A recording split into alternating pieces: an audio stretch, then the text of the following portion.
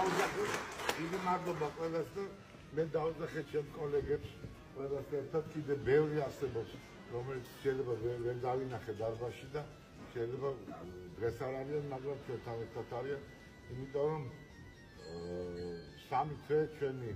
წინააღმდეგობის ჩვენ არ გავფიცულობთ იმიტომ რომ ჩვენ ვის გავფიცებოთ ჩვენ პროტესტი ქონდა უბრალოდ და ამ პროტესტის სამი თვე დაგვანახა რომ პირველად ქართული თეატრი იყო ერთად ну ყოველ შემთხვევაში ძალიან დიდი მისი ნაწილი და ჩემი მეგობრები ვის ამაყობდოით